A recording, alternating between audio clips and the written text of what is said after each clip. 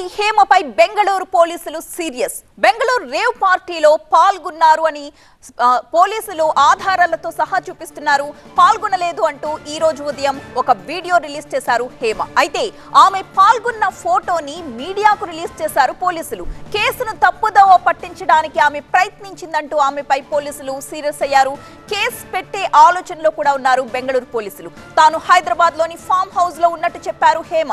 ప్రస్తుతం electronic city police station లో నటి హేమను విచారిస్తున్నారు పోలీసులు. ఒక్కసారి మనం ఆ దృశ్యాలు చూడొచ్చు. బెంగళూరు పోలీసులు విడుదల చేసిన ఫోటోలో, అలాగే ఆ తరువాత తాను రేవ్ పార్టీకి అటెండ్ కాలేదు, తాను హైదరాబాద్ లోనే ఉన్నాను అని చెప్తూ ఒక వీడియో రిలీజ్ చేసిన హేమ వీడియో మనం చూస్తున్నాం. ఈ రెండింటిలో కూడా ఆమె సేమ్ డ్రెస్ తో కనిపించడం ఇక్కడ గమనార్హం.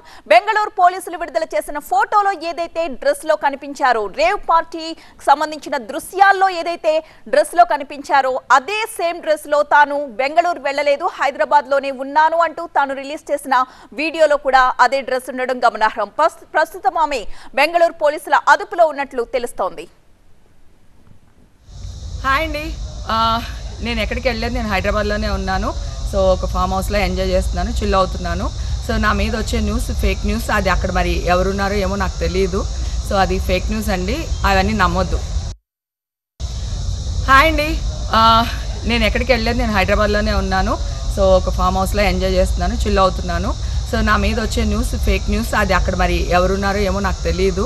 సో అది ఫేక్ న్యూస్ అండి, అవన్నీ నమ్మొద్దు.